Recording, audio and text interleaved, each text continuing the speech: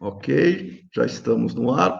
Boa noite a todos, bem-vindos a este evento virtual promovido pelo PPGA, o Programa de Pós-Graduação em Administração da Faculdade de Ciências Aplicadas da Unicamp, em parceria com o LabFIC, que é o laboratório também aqui da FCA, onde nós vamos discutir hoje um tema extremamente relevante, bastante atual, né, que é ciclo de vida de empresas em tempos de pandemia.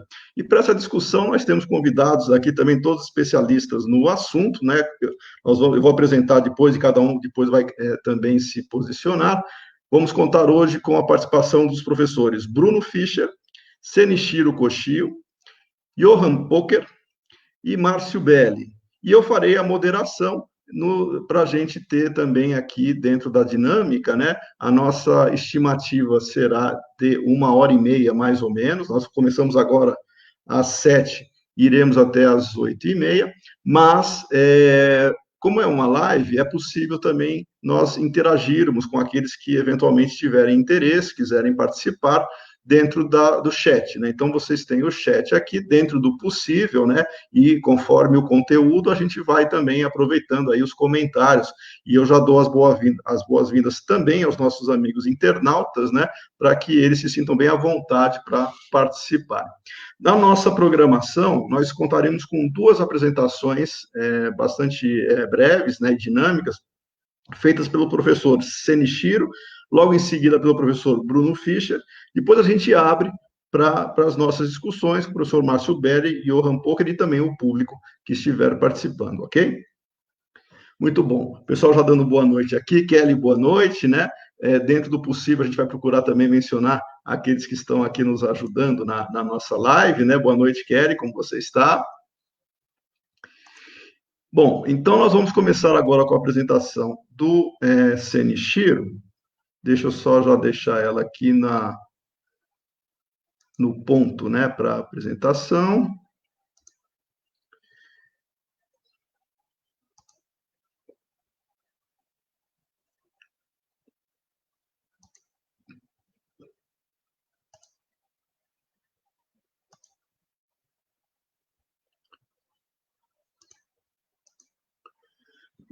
Senichiro, você me avisa, porque eu só consigo ver a tela inteira aqui, tá? Você me avisa se está tudo ok aí. E você me pede para passar, tá bom? Ok. Então, fique à vontade, a palavra é sua. Tá, muito obrigado, professor Milani. Então, meu nome é Senichiro, muito prazer, pessoal que está assistindo esse live. O tema é ciclo de vida de empresas em tempos de pandemia. A gente pode trabalhar esse tema academicamente com ideias teóricas e práticas para poder analisar a situação, considerando o histórico, principalmente, porque a gente trabalha com os dados históricos, principalmente, mas precisamos também tentar ver o que vai acontecer. Está acontecendo hoje e o que vai acontecer na frente. Mas, para isso, muito interessante que a gente considere a forma de pensar. Forma de pensar que é um ciclo de vida de empresas como um ser vivo, como a gente. A empresa também é um ciclo de vida. Essa forma de pensar é um paradigma, a forma, o modelo, né, que a gente considera para poder pensar a forma como a vida evolui. Do início, tudo tem um início e tem um fim. A gente tem no meio, né, agora é durante, né, durante tem vários eventos. Então, esse evento atual hoje está dentro do processo que acontece ao longo do tempo e tem o início, meio e fim. E esse processo é muito interessante que pense usando algum modelo. Esse modelo é o paradigma de ciclo de vida. O professor, se puder passar para o slide seguinte, o ciclo de vida de empresas. Então, launch, esse é um diagrama que mostra esse ciclo de uma forma simples, né? Esse diagrama está em inglês, launch de lançamento, que é o início, pode ser o nascimento, cresce, que é growth, maturity, de maturidade, decline, de declínio. É uma forma de ver o ciclo em 4 estágios, Existem formas um pouco mais de estágios com mais detalhes, mas esse é o padrão. Início, launch, growth, de crescimento, maturity, de maturidade e declínio. E a gente vê, em termos contábil financeiro, que existe um crescimento no início, né? A gente vê os sales crescendo de uma forma que segue a letra S, a gente fala que é sigmoidal, e depois tem um platô lá em cima, que na maturidade chega a um estágio a partir do qual não consegue crescer mais, e a partir daí começa a declinar. Então, a gente vê em termos de vendas, os lucros seguem esse processo, mas no início os lucros são menores, vai crescendo progressivamente, e a partir de determinado ponto os lucros caem. Os fluxos de caixa seguem os lucros. Também negativo no início, vai crescendo, né? E lá na frente declina. Então, esse processo é um processo que a gente conhece, de certa forma, de uma forma, ou nas aulas, ou de uma forma até normal que a gente pensa, porque isso é muito familiar.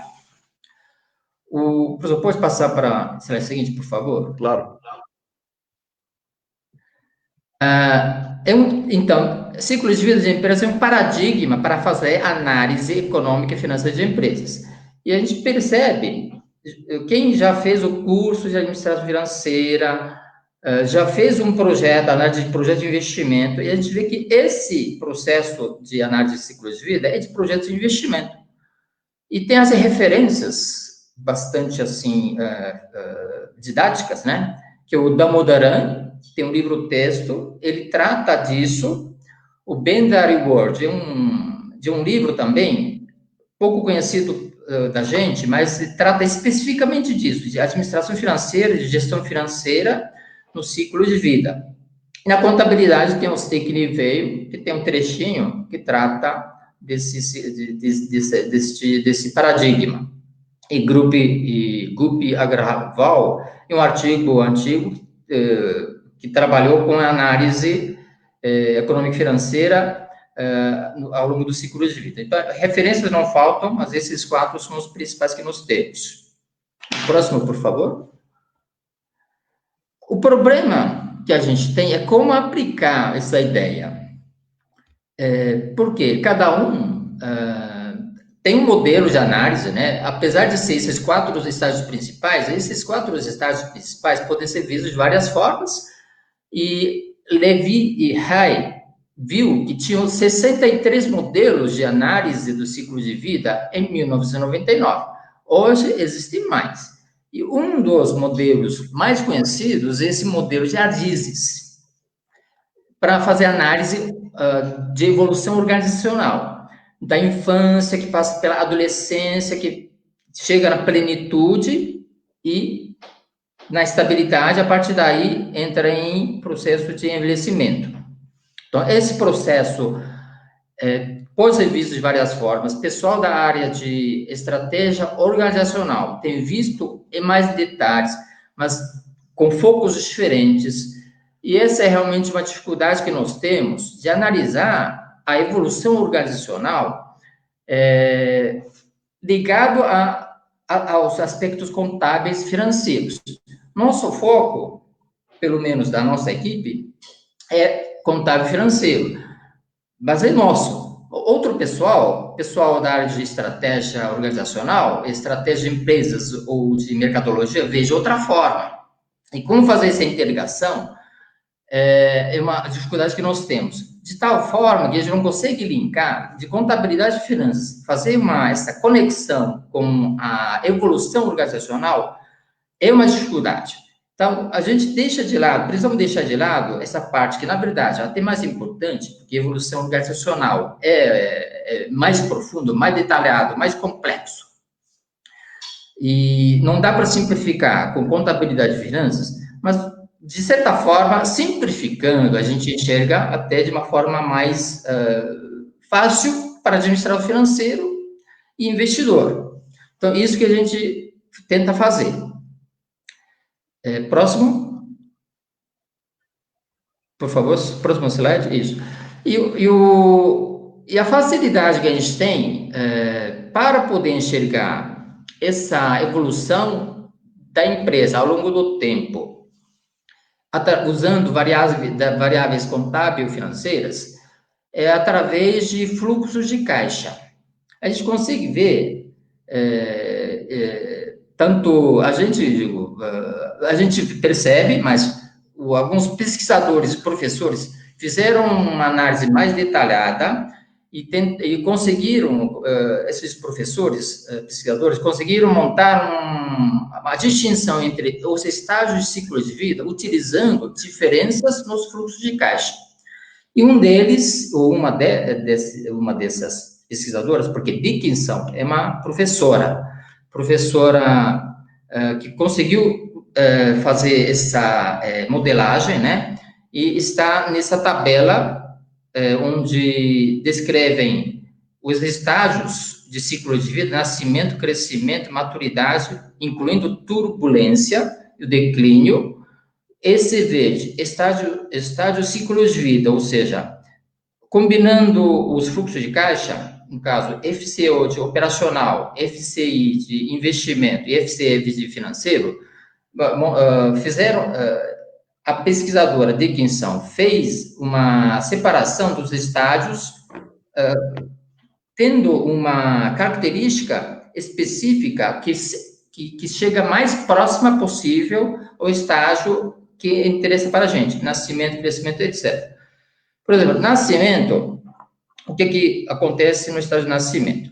Faz o investimento inicial, né? FCI negativo porque desembolsa mais o dinheiro, por isso o fluxo de caixa é negativo. Para fazer esse investimento, precisa de recursos, capta no mercado financeiro. Portanto, FCF, que é financeiro, é positivo. E no início, operação tem fluxo de caixa negativo, FCO negativo. Negativo do operacional, negativo do investimento, positivo do financeiro, é característico, fluxo de caixa é característico do nascimento. No crescimento, investimento negativo, né? Fluxo negativo, financeiro positivo, entra recursos, mas começa a dar lucro e fluxo de caixa positivo. Então, o estágio ECV2 é característico de crescimento. Na maturidade 3, o que muda é o FCF financeiro para sinal negativo. Estava captando, mas quando a empresa chega na maturidade, começa a devolver recursos da empresa para o mercado. E fica mais fácil a gente ver o declínio, 7 e 8.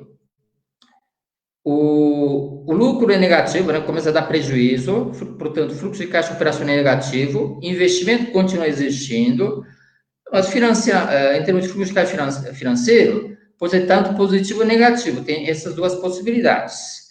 E no meio tem esses 5 estágios básicos, e no meio tem os estágios que podem ser considerados como de turbulência, que são alguns desvios que existem dos outros estágios: nascimento, crescimento, maturidade e declínio. Então, algum sinal é diferente em relação a outros estágios. Então, não se caracteriza como nascimento, nem crescimento, nem maturidade e declínio, está no meio. Por isso que se chama de turbulência. Então, existem esses 8 estágios que podem ser caracterizados de uma forma rápida, com esses dados, e com isso a gente consegue enxergar a situação, o estágio em que a empresa está. É simplificado, não diz exatamente a situação, mas a gente, quem olha esses dados consegue ter uma ideia de como a empresa está. Essa é a ideia desse modelo. O próximo slide. Com exemplos, a gente consegue enxergar melhor, perceber melhor a aplicabilidade desse modelo. Foram selecionados, como exemplo, 6 empresas, né? Foram selecionadas 6 empresas. Considerando os dados de 2008 e 2019, dados anuais, considerando o fluxo de caixa operacional e investimento financeiro de cada ano e tentando identificar, então, o estágio em que a empresa está. E embaixo tem a tabela, né, para poder visualizar o que cada número significa: 1 de nascimento, 2 de crescimento, 3 de maturidade, 4, 5, 6 de turbulência, 7, 8 de declínio. Então, no caso da Magazine Luiza, que é a primeira empresa, que é um exemplo muito interessante, né? Interessante porque tem sido um destaque nos últimos anos como sendo uma das empresas a maior, né? Maior valorização do preço das ações no mercado. De alguma forma, a empresa tem diferenciação. Mas que diferenciação tem? Em termos de estágio de ciclo de vida, o que a gente vê? Estava em maturidade em 2010, volta para crescimento 1, nascimento 1, crescimento 2 em 2012, e volta à maturidade em 3, e assim por diante. Em 2015, entra em turbulência, e 16, 16, 18, chega à maturidade de novo. Mas nesses 3 anos, 16, 17 e 18, é que a empresa começa a demonstrar a diferença em termos de atuação da empresa no mercado. A empresa fez uma reestruturação, mudou a diretoria, mudou a forma de trabalhar no mercado, com o marketplace. Não só vendendo por conta dela, mas trazendo outras empresas para vender no site, né, no e-commerce da empresa. Em 2019, a empresa caracterizou como se tivesse voltado para o estágio de nascimento, mas continuou se valorizando na bolsa. Então, a empresa em si, com essa evolução do estágio do ciclo de vida, a gente consegue ver como a empresa mudou de alguma forma, né? Dá para ter uma ideia, e com isso a gente consegue tentar perceber melhor como a empresa tem evoluído. Mas tem incógnita. Por que sendo no estágio de nascimento em 2019, a empresa consegue continua sendo um destaque? Então, existe uma forma de enxergar, usando esse paradigma de ciclo de vida. A gente tem alguma ideia, mas não exatamente o que a empresa faz. Tem que precisamos considerar várias outras informações. Só com o ciclo de vida, a gente não consegue perceber. Mas, comparando com outras empresas, a gente consegue perceber melhor a utilidade desse paradigma. A Petrobras, que é a segunda empresa, né, muda de estágio de maturidade e crescimento e volta para a maturidade no fim, né? 3, 2, 2, 3, 2, 2, 2, 2, 3. As empresas mais tradicionais são assim, vai mudando entre o estágio de crescimento e maturidade. Não só a Petrobras, a Vale é assim, a BRF é assim. Essas empresas muito conhecidas a gente, realmente praticamente nesse estágio, na Bolsa de Valores. A CESP, que é a terceira, vem seguindo no estágio de maturidade. Muito sólida a empresa, sempre deu lucro, né? Sempre deu lucro, fluxo de caixa positivo, continua investindo.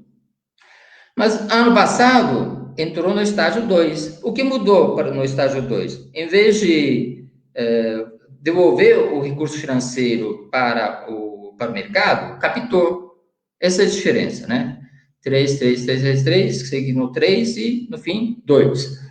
A CELP é a Companhia Elétrica do Pernambuco, é a quarta empresa. Tem uma sequência invertida, em vez de seguir o ciclo de nascimento, crescimento e maturidade, foi de 2008 para 2019, 2018. Maturidade, crescimento e nascimento. E ano passado, outra maturidade. O processo da empresa não é necessariamente linear do nascimento, crescimento e maturidade. A gente tem que considerar essa peculiaridade. A gente, né, no caso do ser humano, nasce, cresce, envelhece e morre, né? No caso da empresa, não necessariamente. Pode chegar da maturidade, entrar na maturidade, porque tem um histórico bem no começo, quando a empresa foi criada, é nascimento. Mas ao longo de vários anos, chegou à maturidade. Da maturidade pode voltar para crescimento e pode chegar para o nascimento. A penúltima, Cogna. Cogna é uma empresa, entre aspas, conhecida a gente, que é a Croton, que mudou de nome, né? Croton da área educacional, que mudou de nome no ano passado. É uma empresa que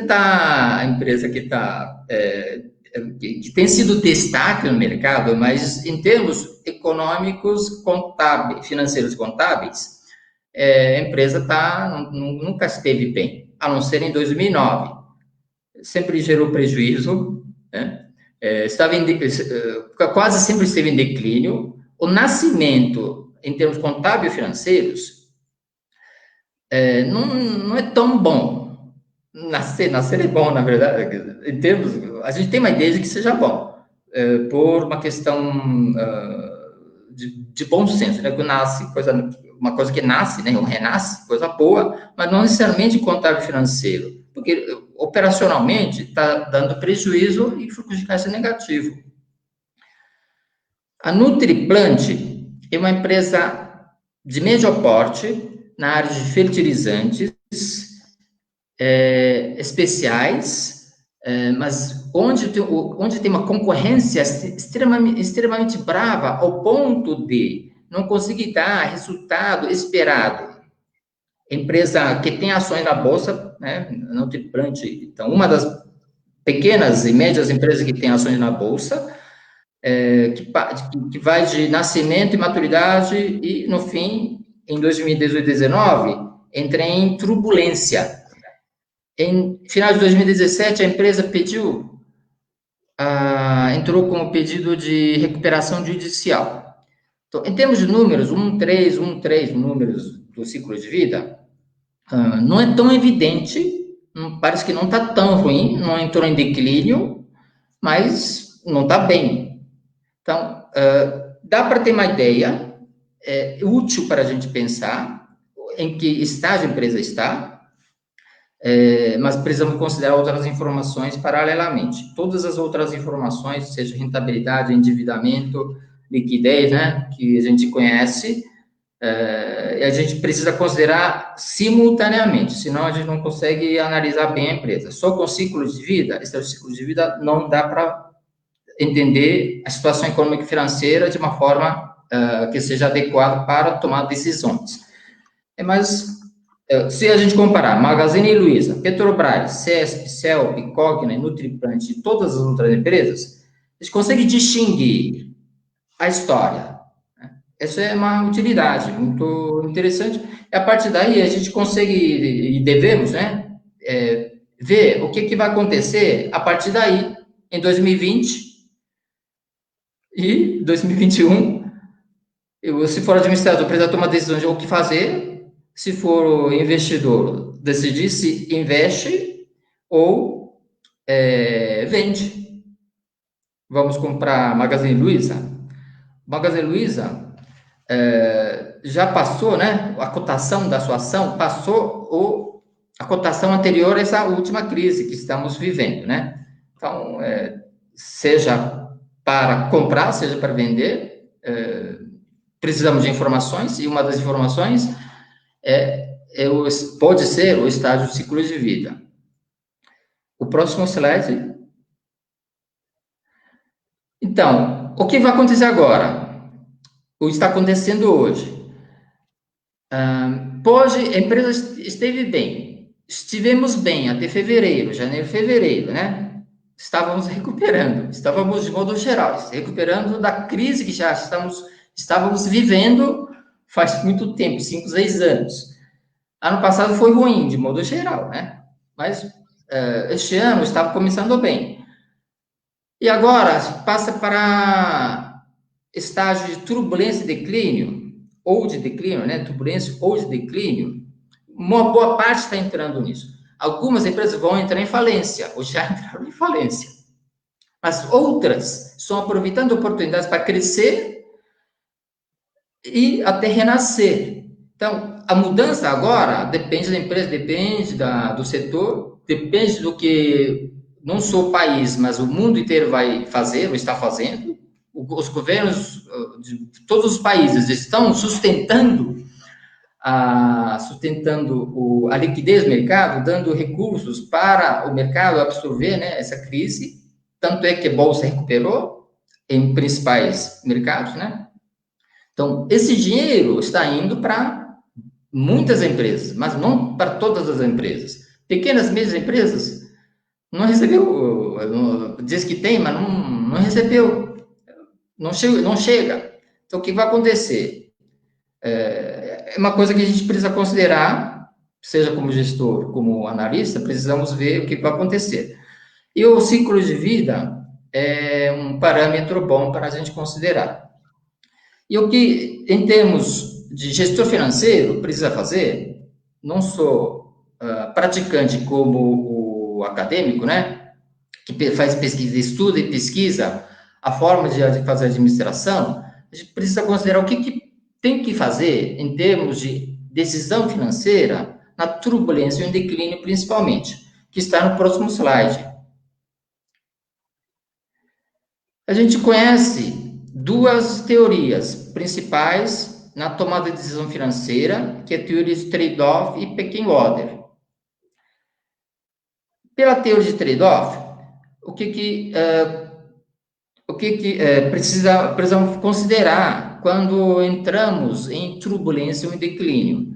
Acontece redução de lucro, essa redução de lucro diminui o benefício fiscal da dívida, para fazer trade-off.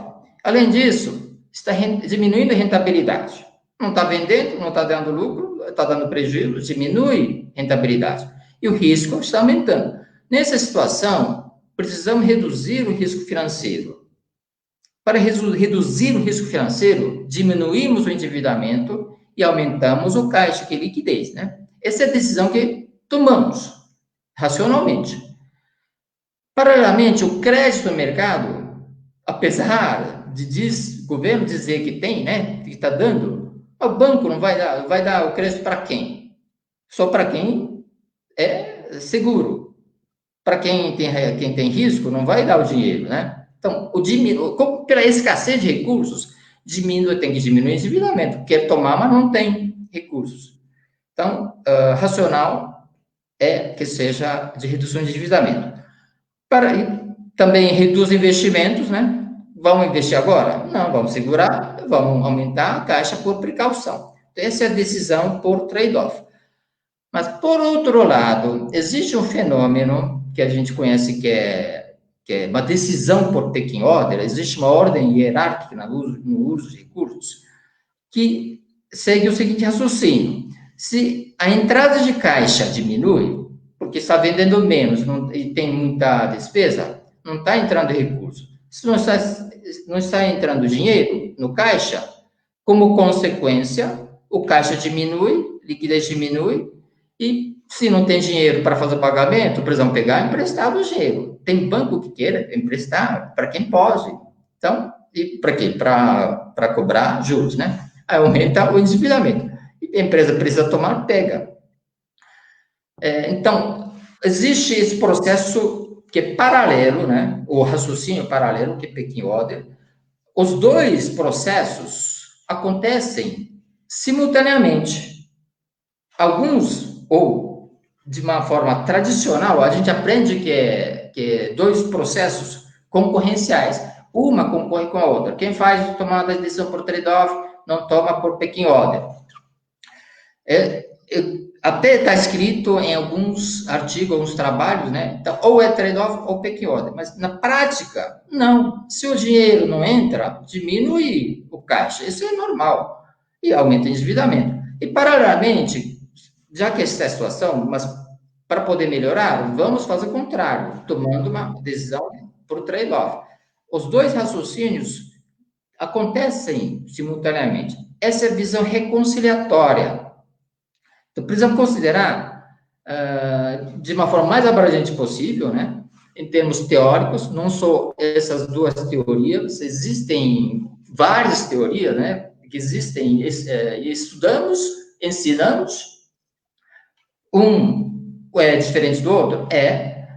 Um raciocínio é diferente do outro? É diferente. Mas cada raciocínio está complementando o outro. Então, sempre precisam considerar várias formas de pensar, e em algum momento, aliás, em cada momento, um processo prevalece sobre o outro. Isso que a gente percebe. No fim, a gente percebe, né, pelos estudos empíricos de vários anos, que pecking order prevalece sobre o trade-off. Por quê? O fenômeno natural, quando tem dinheiro, que não tem dinheiro, não tem dinheiro. O processo é natural, né? Mas isso não porque o pecking order é verdade e trade-off seja mentira, não é isso. Pecking order, processo de pecking order, está sendo predominante em relação a trade-off.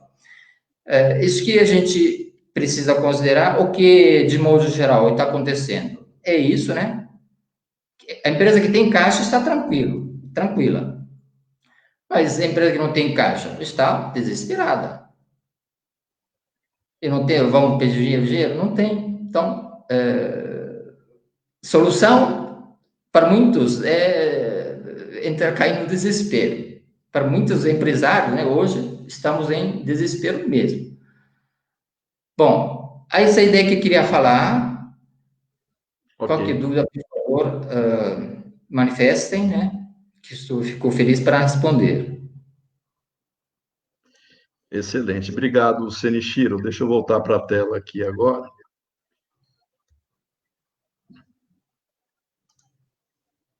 Isso. Muito bom. Obrigado, Senichiro. Eu acho que alguns tópicos foram levantados, são bem propícios, né, para algumas questões. Vamos, depois da apresentação do Bruno, né, a gente retorna com alguns tópicos que, com certeza, poderiam suscitar aí alguns detalhes, né, principalmente com relação à turbulência, né, e declínio. Eu vou agora pedir para o Bruno também fazer os comentários dele, e depois a gente já abre aqui para todo mundo, tá? Tá dando para vir? Deixa eu só entrar aqui. E enquanto estou mudando aqui, eu quero também dar as boas-vindas a quem entrou agora, né? Tem vários alunos nossos, vários integrantes do PPGA participando também. Bem-vindos a todos, hein?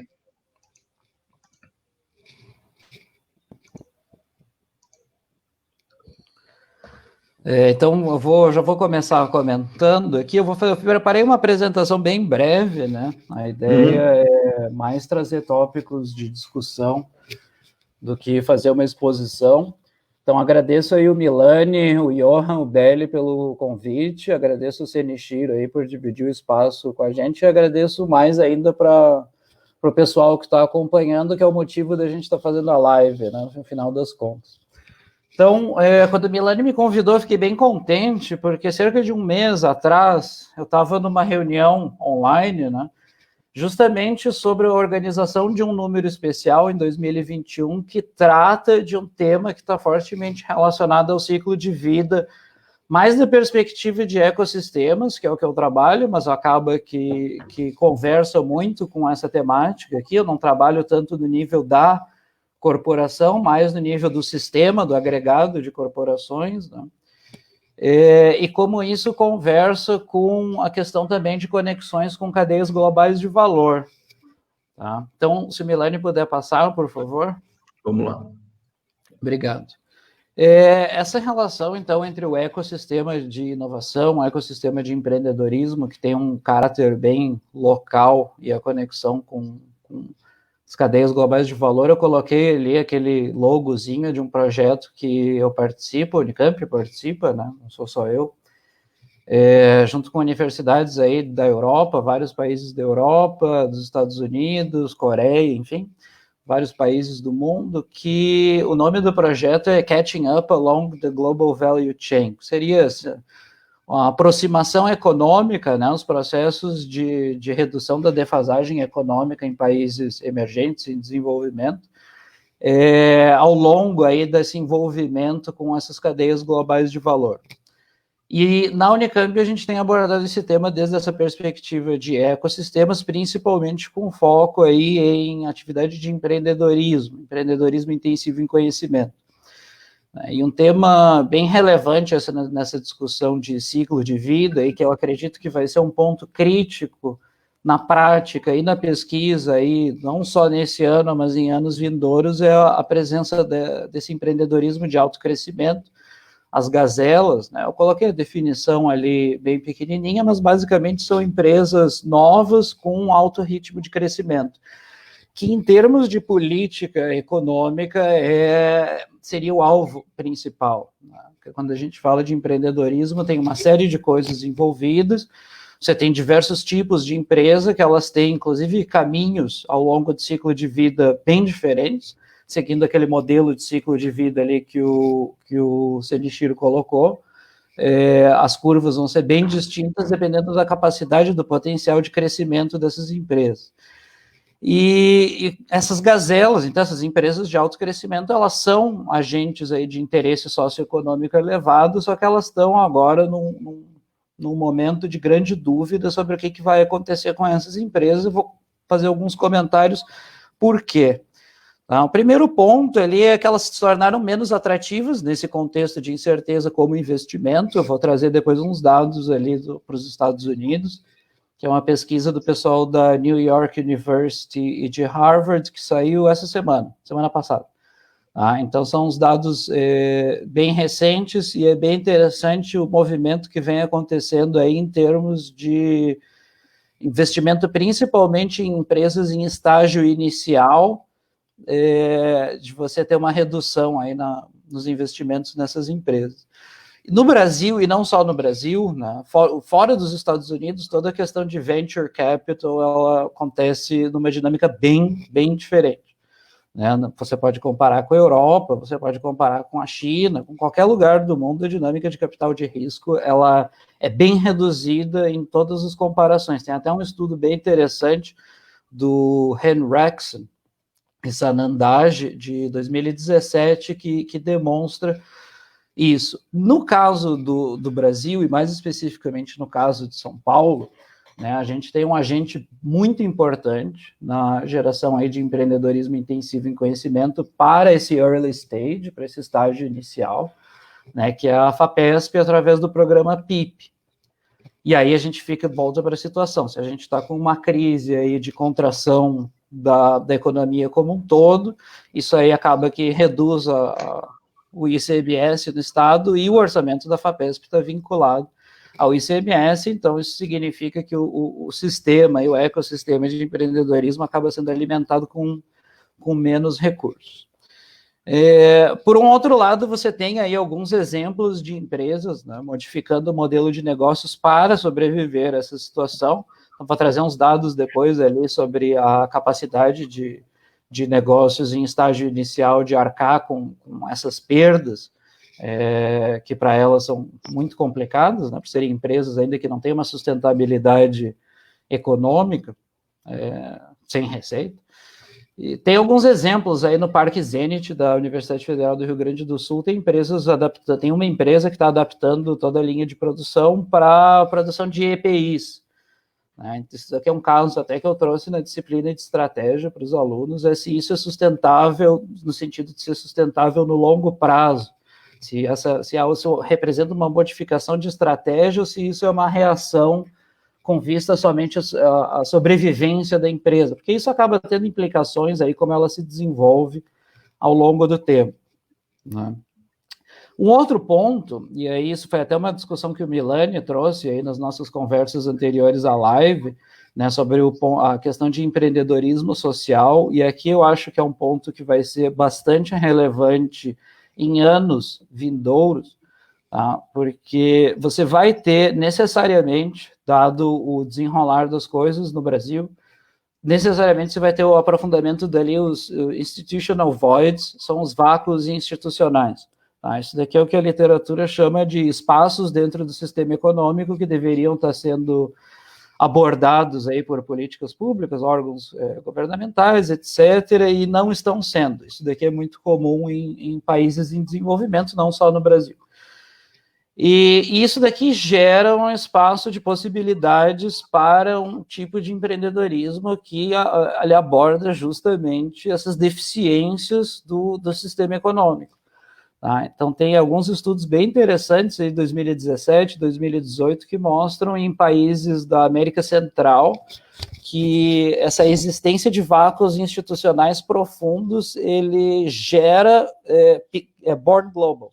As empresas que elas já nascem internacionalizadas, elas se aproveitam desses vácuos institucionais e acabam conseguindo criar modelos de negócio que se aplicam a outros contextos econômicos. Então, a gente tem aí uma situação que, claro, como toda crise, você vai ter problemas graves, né? A gente está aí vivendo uma crise que ninguém esperava, e provavelmente a maior crise em 100 anos, de vários pontos de vista, não só do ponto de vista econômico, mas também você tem aí possibilidades do ponto de vista de empresas que escolham seguir alguma trajetória aí em termos de cumprir com espaços que não estão sendo abordados, isso no futuro. Então, se o Milani puder passar, por favor. Aqui é rápido, tá? Só para ilustrar aquela situação que eu tinha comentado aqui, os meses de cash runway, né? A capacidade aí de pequenas empresas. Isso aqui, dados do Startup Genome, a capacidade delas de arcar com perdas. Então, boa parte, 40%, 41% das empresas aí pesquisadas na survey que eles fizeram, aguentam até 3 meses na situação corrente, né? Isso daqui empresas de vários países. E aí você vai ver mais de 13 meses, mais de um ano, e seriam só 15% das empresas. Então é um momento bastante crítico aí para empresas em estágios iniciais de ciclo de vida, como se poderia esperar, né? Se Milani puder passar, por favor. Esses daqui são os dados de venture capital, de capital de risco, né, nos Estados Unidos, a fonte está ali embaixo. No lado da esquerda, a gente tem o early stage, então são as empresas aí em estágio inicial, e do lado direito são as empresas já em late stage. Então, assim, resumindo bastante o que a pesquisa traz, que não é só esses dados, eles fazem diversas abordagens, fica evidente ali no lado da esquerda, na parte de cima você tem os dados brutos, né? Embaixo você tem os dados diferenciados, como a comparação do ano anterior, para evitar aí que você tenha contaminação por sazonalidade, tanto para o lado esquerdo quanto para o lado direito. Mas, basicamente, o que se identifica foi uma queda bem acentuada aí no early stage investment, os investimentos aí em empresas em estágio inicial, o que é bem problemático, porque eles trazem dados nessa pesquisa também que essas empresas não só são extremamente dependentes de capital de risco, como essas empresas elas têm uma capacidade inovadora substancial. Então, a gente vê muitos casos de sucesso aí na economia americana, e tem casos no Brasil, tem casos no mundo inteiro, vinculados aí aos unicórnios, mas não só unicórnios, uma série de pequenas empresas com capacidade inovadora elevada, e essas empresas elas não estão recebendo capital, estão recebendo menos aportes de capital. Então, aí, em termos de ecossistema de empreendedorismo, a situação é bem dramática, para não usar um eufemismo. Se puder passar, Milani, obrigado. E como que isso daqui se conecta, então, aí com a questão das cadeias globais de valor? Ali no lado direito, aquela figura, eu circulei em vermelho o Brasil. Tá? Isso daí são dados das conexões em termos de... Isso, obrigado. De cadeias globais de valor, de fluxos de importação, de exportação. Então, para quem não é muito familiarizado com análise de redes sociais, nesse esquema aqui de separação de países, quanto mais para a periferia você está, mais para a periferia do comércio internacional você está. Então, o Brasil ele não está na última camada, ali na parte periférica mais distante, mas ele é um país, principalmente dado aí o tamanho da economia, bem periférico em termos de conexão com cadeias globais de valor. Tá? Eu coloquei aqui, paradoxalmente, isso aqui se conecta com ecossistemas de empreendedorismo, porque a noção de ecossistemas de empreendedorismo, normalmente as pessoas falam em locais, tem muita gente que fala em ecossistema se referindo a habitats de inovação, parques tecnológicos, incubadoras, etc., cidades, micro-regiões, quando muito estado. Muito raro se falar em ecossistema de empreendedorismo nível país, apesar de que é possível. Tá? Só que um vetor bastante importante do ecossistema local, de como as coisas se desenvolvem localmente, é como esse âmbito local se conecta com mercados globais. Isso vale para o Vale do Silício e vale para Campinas, vale para qualquer lugar do mundo. Quanto mais conectado internacionalmente você tiver, se expandem também as possibilidades de crescimento das empresas. Então, você acaba tendo aí mercados bastante limitados, mesmo num país de grande porte, e isso daí acaba influenciando em toda a trajetória aí do ciclo de vida da organização. Então, eu trouxe alguns exemplos aí de impactos, tá? Os 3 dados que eu trago ali são do Banco Mundial, agora bem recentes também, desse mês de junho.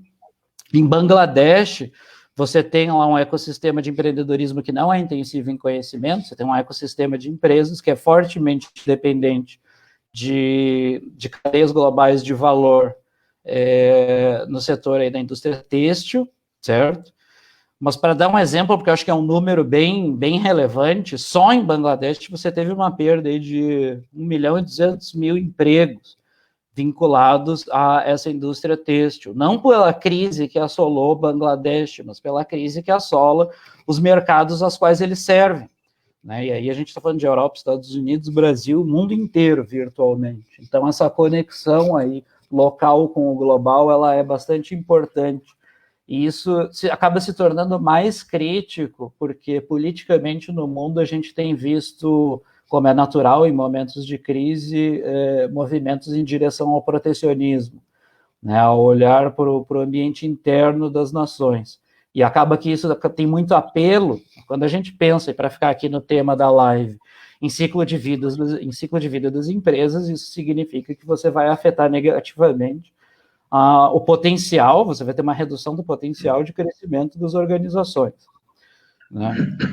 O dado ali das principais 5.000 multinacionais no mundo, com uma redução média de receitas da ordem de 30%, que é um negócio substancial, tá? Você chega a um extremo aí de dados de redução da receita de 200%, nessa amostra aí das top 5.000, e isso daqui significa que as empresas que interagem no mundo inteiro com empresas multinacionais são prejudicadas também, acabam tendo contratos encerrados ou significativamente diminuídos, e aí a gente está falando de outras empresas de grande porte, mas também empresas de médio e de pequeno porte, tá? Muitas, principalmente essas de pequeno porte, acabam dependendo bastante desses contratos e acabam se tornando inviáveis nesse cenário, e a redução de investimento estrangeiro direto da ordem aí de quase metade em relação ao ano anterior.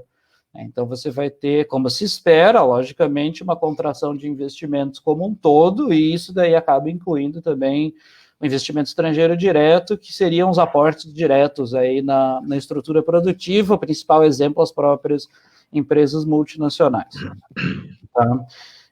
Como eu tinha comentado antes, essa questão da fronteira internacional, isso se discute muito no Brasil. O Brasil tem um mercado historicamente muito voltado para dentro, né, inward looking, por parte das empresas, e isso daí sempre foi comentado como um vetor bastante relevante de por que as empresas elas atingiam um pico, uma maturidade muito, muito aquém do que se esperaria para uma economia como é a brasileira. E quando a gente fala em termos de desenvolvimento da economia como um todo, dos ecossistemas, quanto mais além as empresas forem no seu ciclo de vida, mais contribuições você vai ter para o sistema econômico como um todo. Eu coloquei ali o exemplo das Born Globals, né, as empresas que já nascem com uma orientação internacional. Então, só para fechar a minha fala, existe uma preocupação, essa é uma preocupação que é acentuada agora, voltando de novo lá ao projeto, né, a questão de catching up, de aproximação, de redução dessa defasagem econômica, no caso do Brasil, porque você tem todos esses vetores, mais o fato de que a gente já vinha num ciclo de contração da atividade inovadora das empresas brasileiras. Então, a última Pintec, que ela não é atual, porque a Pintec é uma pesquisa que demora bastante para sair, a última Pintec é 2017, pega 2, 3 anos antes, alguns dados, enfim, mas ela demonstra já uma contração da atividade de inovação em empresas brasileiras, principalmente em termos de comprometimento de recursos para pesquisa e desenvolvimento. Tá? Então, obviamente, isso daqui acaba sendo um fator que limita o desenvolvimento de capacidades por parte dessas empresas. Se limita o desenvolvimento de capacidades, limita a competitividade e, em última instância, isso acaba tendo um efeito negativo no seu ciclo de vida, esse potencial máximo que elas poderiam atingir. Tá? Então, são vários pontos aí que eu acho que suscitam perguntas. Vou pedir para o Milani passar o último slide aí, só para aparecer meu contato. Obrigado. Quem quiser entrar em contato, obrigado aí de novo pelo convite, um prazer poder participar aí. Nós que agradecemos, Bruno. Deixa eu voltar aqui para a tela.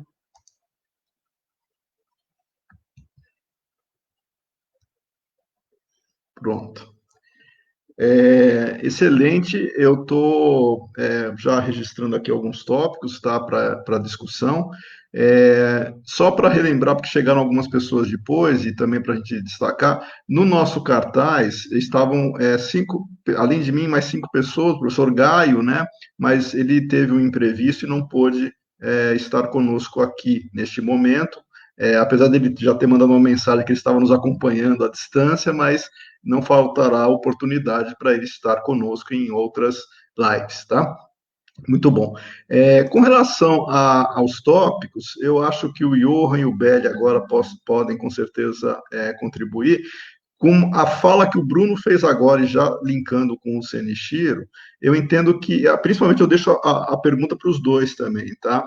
O Bruno colocou que um dos órgãos aí de fomento, né, principalmente para startups e outras empresas que estão nesse processo, inclusive do ciclo de vida iniciando, recursos públicos, né, teriam um processo, seria uma fonte bastante importante, né, e com essa escassez que nós temos, a minha pergunta justamente vai nesse sentido. A pandemia, ela surgiu, ela chegou no mundo, né, com uma situação muito diferente, por exemplo, de outras situações que nós já vivenciamos, e que são um pouco mais complicados. Por exemplo, a média de endividamento dos países no mundo, né, estava mais alta do que há 5 a 10 anos atrás, né? Ou seja, a gente já teria um comprometimento maior do Estado com o próprio endividamento.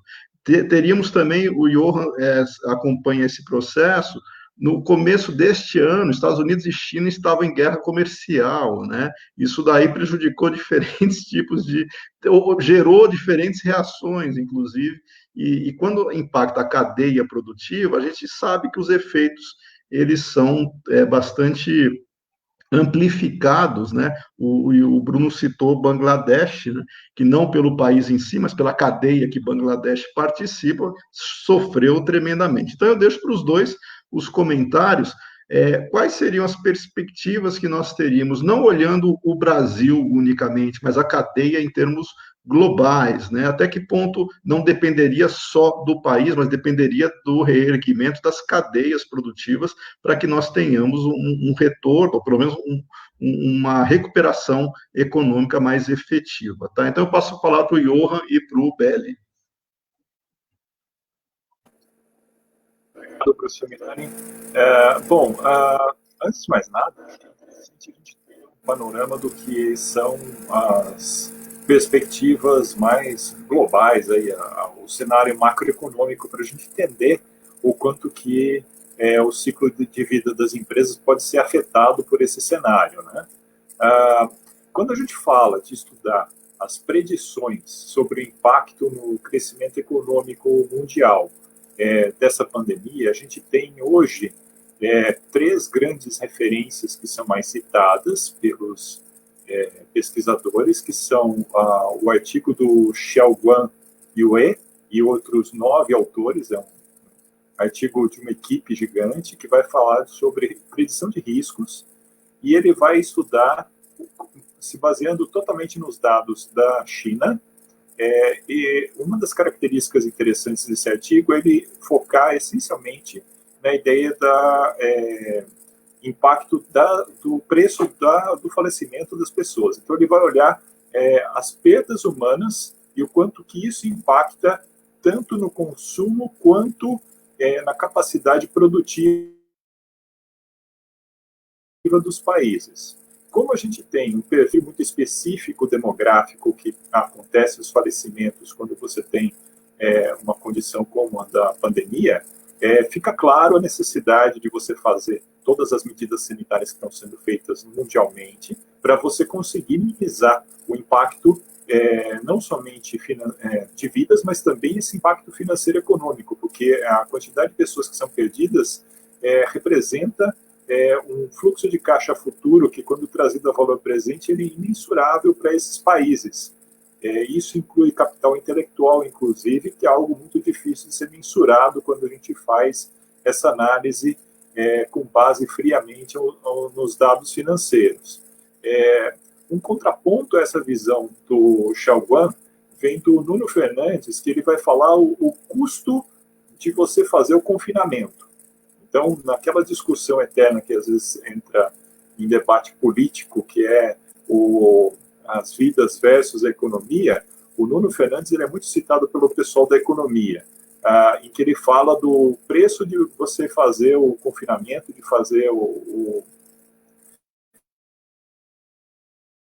a redução das atividades. Acontece que ele vai fazer essa abordagem e ele vai fazer sem uma distinção muito clara entre as empresas por tipo e por fase na vida. Tem empresas as quais esse impacto vai ser mais substantivo e tem empresas que não. A gente vai ver isso no último artigo que eu vou citar aqui. Quem vai dar o ponto final nisso, vai amarrar essa questão, é o Robert Barrow, junto com o José Ursua e a Joanna Weng, que vai ter um artigo muito interessante que ele vai buscar lá na crise da gripe espanhola os dados e vai projetar para o coronavírus, num estudo que ele já fez, uma versão mais sofisticada e uma versão mais acessível, então, ambos estão online, em que ele vai mostrar quais são os potenciais para a economia mundial desse caso. E uma abordagem que daí vem de encontro e constrói em cima do Barrow, que é do Macrides e do Hartley. Essa é a mais interessante, porque ela vai separar as empresas entre as intensivas em pessoas, as empresas intensivas em capital, e ele vai separar, dentro das empresas intensivas em pessoas, aquelas que são intensivas em trabalho digital. Por quê? Porque o trabalho digital, diferente das empresas intensivas em pessoas, não vai sofrer tanto quanto as empresas que são mais intensivas em pessoas nas suas políticas de desenvolvimento econômico e no próprio consumo. E isso vai ter um reflexo muito importante na modelagem dele. Então, quando a gente faz as modelagens por modelos autorregressivos, como o do Xiao Yue e outros, eles são baseados nessa premissa em que você tem dois grupos de empresas, as de capital intensivo e as de intensivas em pessoas.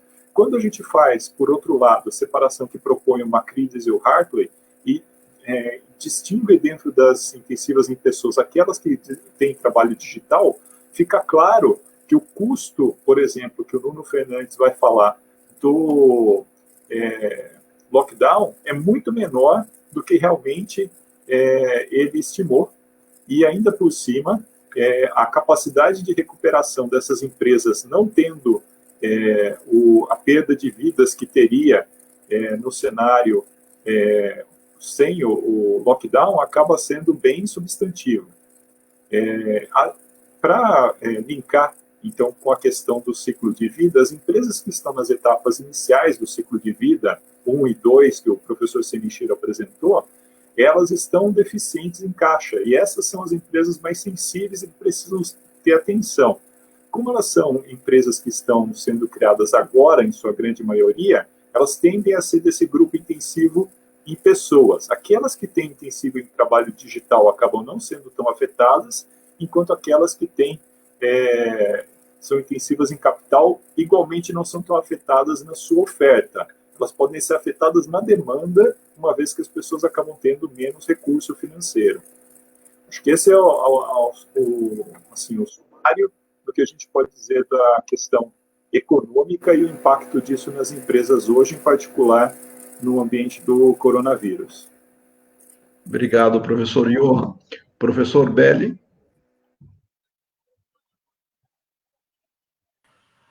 Bom, começar parabenizando o Bruno, o Sanchiro, o Johan, aí pelas falas esclarecedoras, muito bacana, preparados, né, como sempre, enfim. Eu, obviamente, vou tentar contribuir e vou falar dentro daquilo que eu acho que eu tenho um pouco de conhecimento, que é a avaliação, né? Que o ciclo de empresa pressupõe avaliação, o valor da empresa, sobretudo companhias abertas. E quando o Milani falou, olha, nós vamos falar sobre ciclo de vida de empresa na pandemia, eu fiquei meio preocupado. Falei, olha, sabe que quando eu estava fazendo mestrado, coincidiu, eu estava, enfim, escrevendo a minha dissertação, todo aquele processo que há 20 anos atrás era mais difícil, né? Pouco mais difícil do que agora, né? E eu, Milani, naquele tempo, éramos jovens e usávamos até máquina de escrever. Eu continuo ainda. Você continua usando máquina de escrever, né? Enfim, naquela época, o Damodaran escreveu aquele artigo The Dark Side of Valuation, que depois virou um livro e tal. Enfim, eu li aquele artigo, fiquei tão impressionado, eu acabei até conversando com ele uma vez, enfim, entrei em contato, naquela época, né, entrei em contato com ele, quase que eu tive que mandar uma carta lá para ele, porque naquela época não era como hoje, né, mas enfim, e naquele artigo, né, ele fazia algumas pontuações sobre a avaliação de empresas de tecnologia, que naquela época a gente chamava empresa da nova economia, né? De tempos em tempos a gente classifica, enfim, fenômenos e fatos, enfim, construções sociais de maneiras diferentes. Naquela época a gente dizia empresas da nova economia, né? E aí eu resolvi que eu ia fazer a minha dissertação tentando avaliar, né, as empresas que compunham o índice Nasdaq. Naquela época, falar em índice Nasdaq 100, você era o papa da conversa, né? Enfim. E aí eu peguei os balanços, demorei assim, 1 ano para conseguir os balanços das empresas, porque tive quase que ir lá pessoalmente buscar, né? Porque era bem mais difícil do que hoje.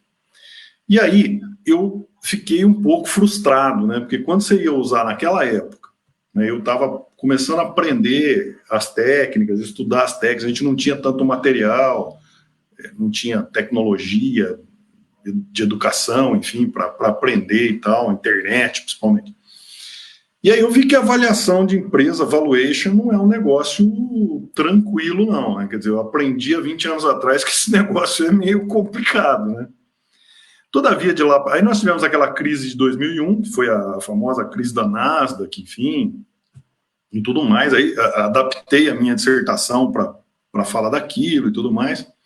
Foi o período que eu concluí o meu mestrado, né? E aí, de lá para cá, né, eu comecei a trabalhar com isso, né, enfim, na administração, enfim, acabei fazendo contabilidade, fui para a área financeira e tudo mais. E agora vem a história da pandemia, né?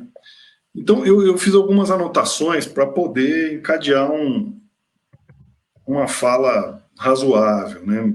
Primeira coisa, de ciclo de vida e avaliação, que é o que me compete, é entender que nós estamos num bear market, né? Ou seja, outro dia eu vi o Johan mandou um kangaroo market, acho que a gente está nem num bull, nem num bear, estamos num kangaroo aí, né?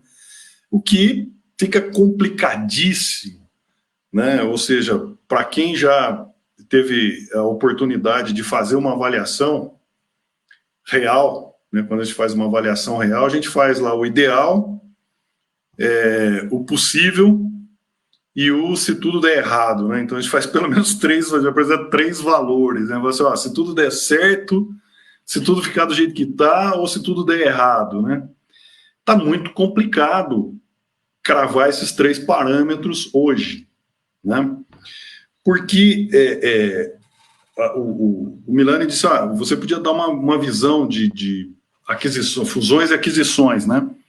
Que é onde entra a valuation, que é onde tangencia aí ciclo de vida. Muitas empresas, para atribuir um pouco mais de vida aos seus negócios, enfim, grupos e tudo mais, tem lá o que os gringos chamam de mergers and acquisitions, né? Então, quer dizer, isso aí, com certeza, vai ficar um tempo. Existe um mercado estabelecido de fusões e aquisições, aqui no Brasil, inclusive, tem alguns dados que eu peguei hoje à tarde com o pessoal da Price, enfim, eles acompanham isso muito de perto, né? Que até surpreende, né? O ano passado, 2019, foi um ano, digamos assim, de recorde de fusões e aquisições, né? Eles informaram mais de 912 transações em 2019, né? 879 transações em 2014. Ou seja, somente 2014, que foi o final de um ciclo de crescimento, enfim, vamos dizer, por assim dizer, né?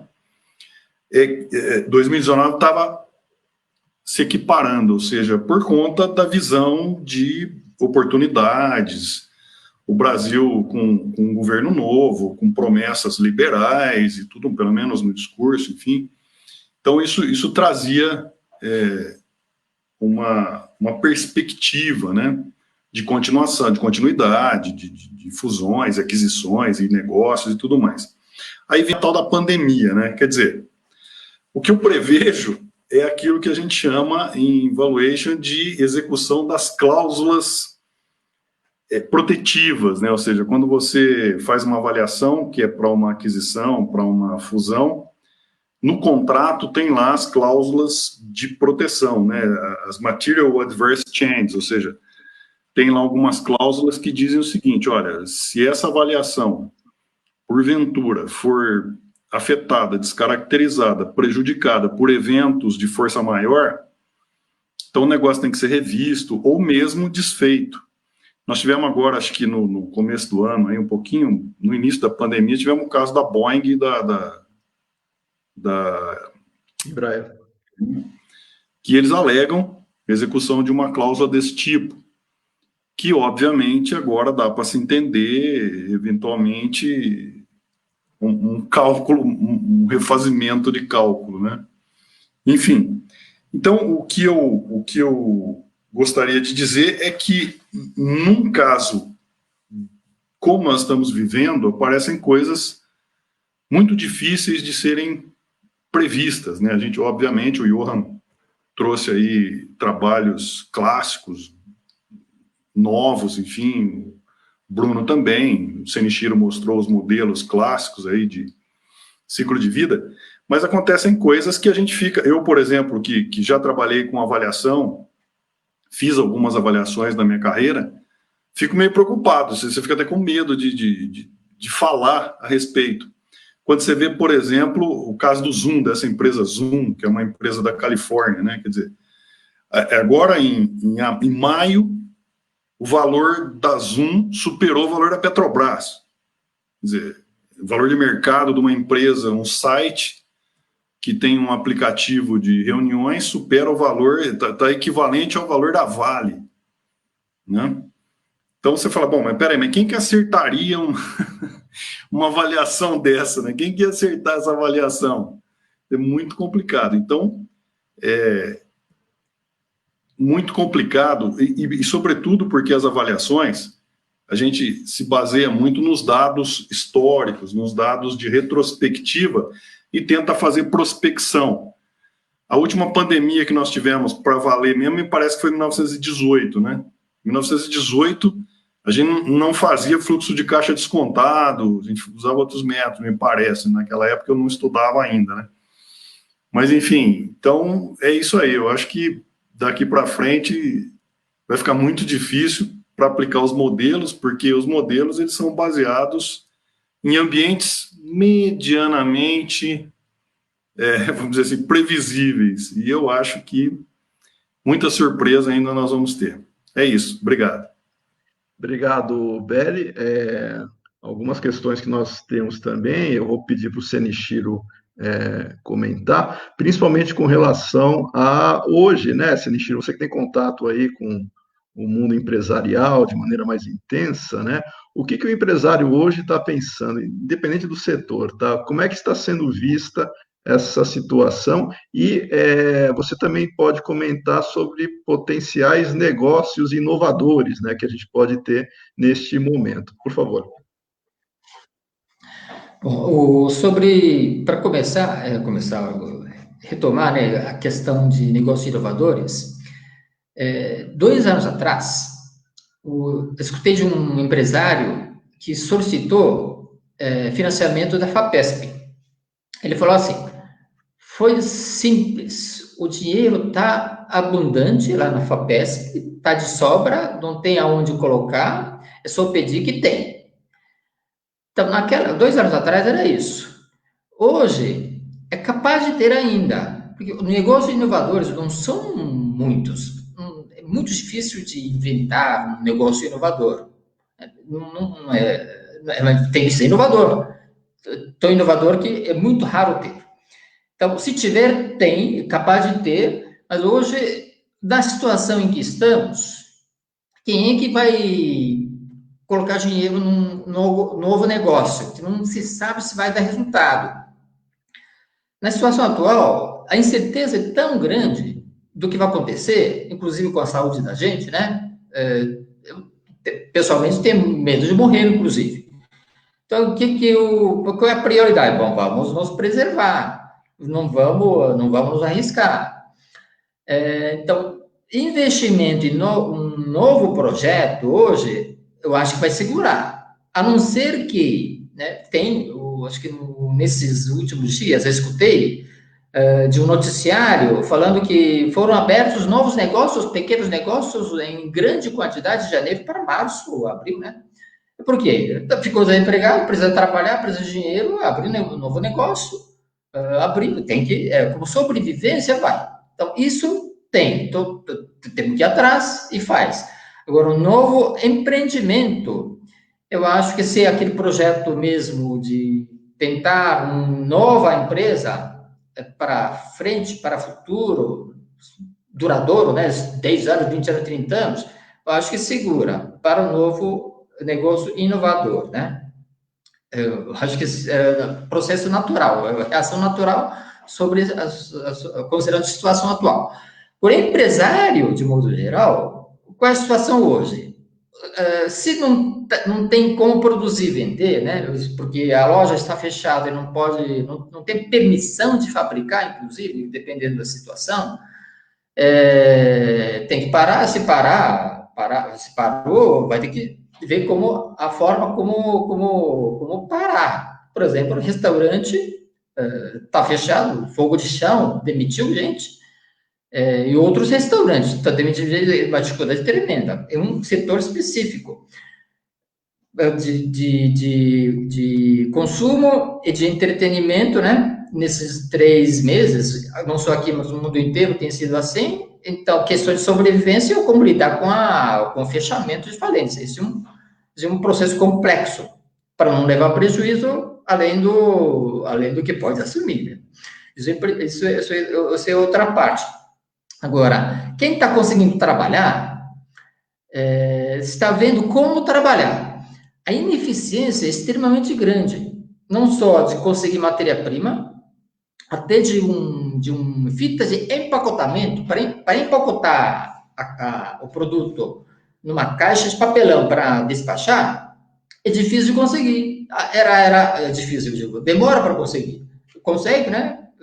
Não é difícil de comprar, mas para comprar esse item, antes era só chegar na loja e pegar, pela loja da 3M, por exemplo, e pegar e levar para a fábrica e fechar, e despachar.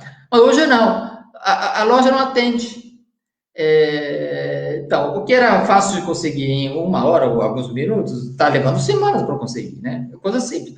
Então, o processo da continuidade no negócio, com as vendas restritas, está difícil de administrar e a questão principal é realmente a incerteza. É tão incerto, né, como é que o mundo vai ser, como o país vai ser, o nosso bairro vai ser, a nossa vida como vai ser, que começa a pensar, vão produzir ou não vão produzir? Se produzir, vão conseguir vender?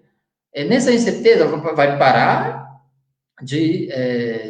vai deixar para frente, vai tentar ver, de modo geral, o que vai acontecer, o que está acontecendo. Vai dar para reabrir o negócio? Então, vamos para frente. Mas se não der, o que vão fazer? Então, estão segurando.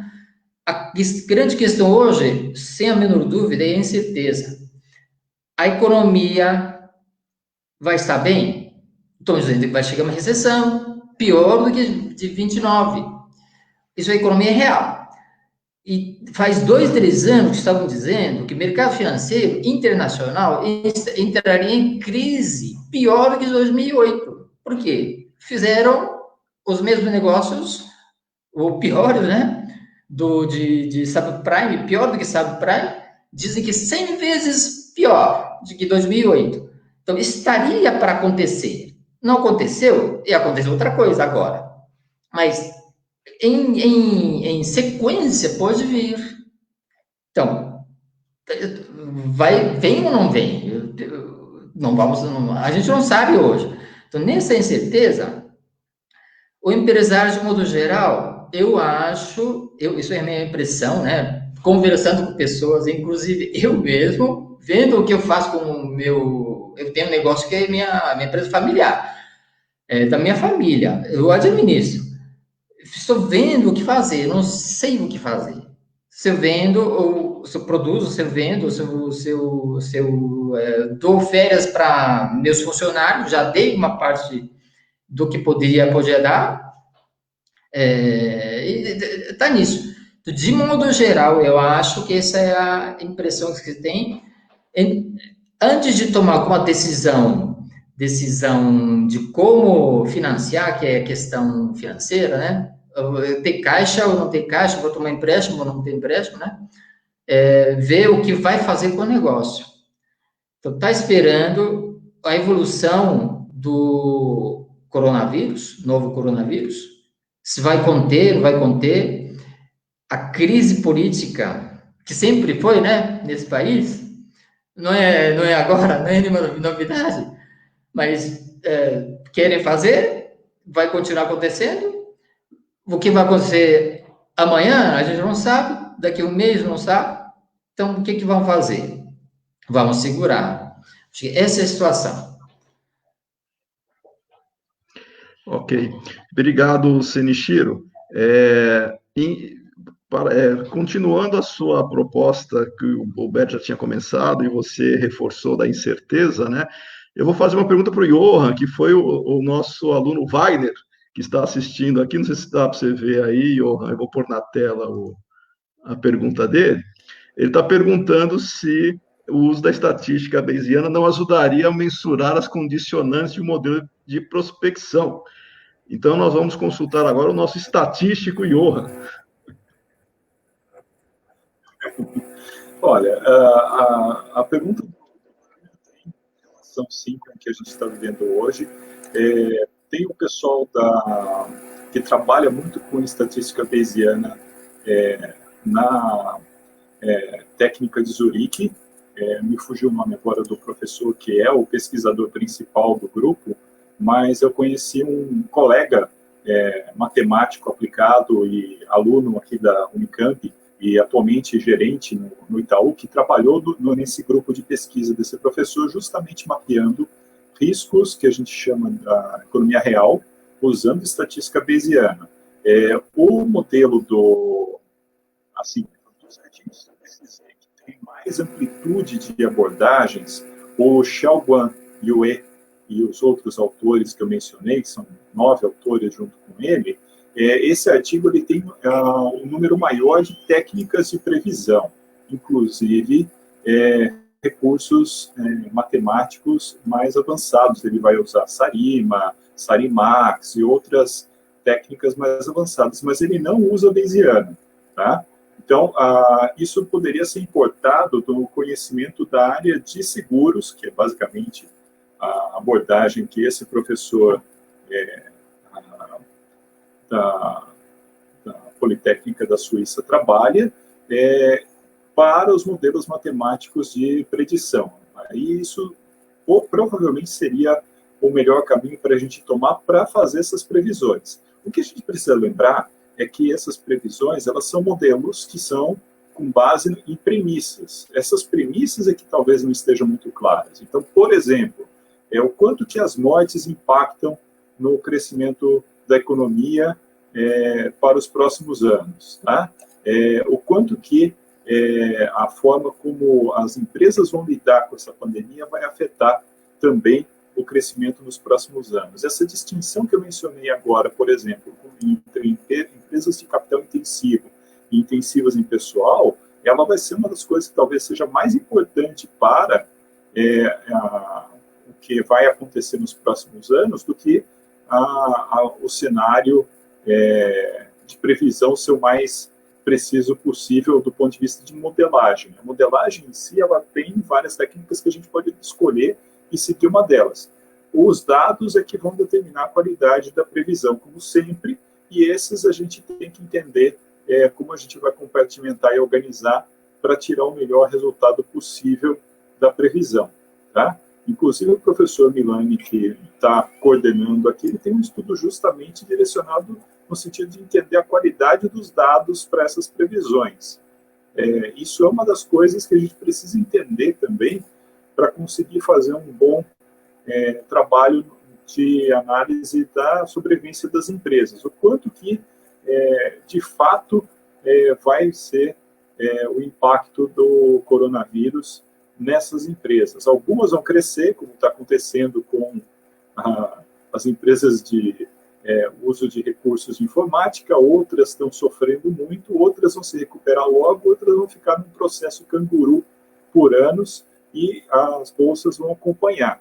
Isso significa, para os investidores, por exemplo, oportunidades, o que é bastante irônico, né? Porque a volatilidade, se bem analisada e prevista, ela vai permitir para o investidor de médio prazo um maior retorno. Então, também não dá para dizer que a gente vai ter uma condição econômica que não vai ser bom para alguns, pelo menos.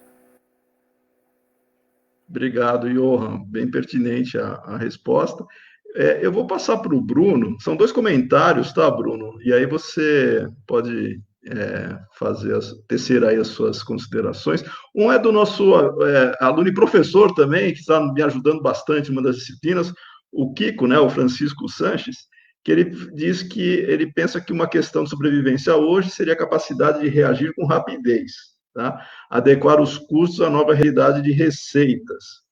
E, junto também ao comentário do Kiko, a gente também tem o comentário da Janaína, né, que a professora Janaína também, que está agora atuando, né, na área computadora, as empresas migraram para os serviços digitais, o consumo nesse negócio aumentou muito, além de que não se precisa se dispor de estrutura física, né, e hoje se tem trabalhado de modo híbrido.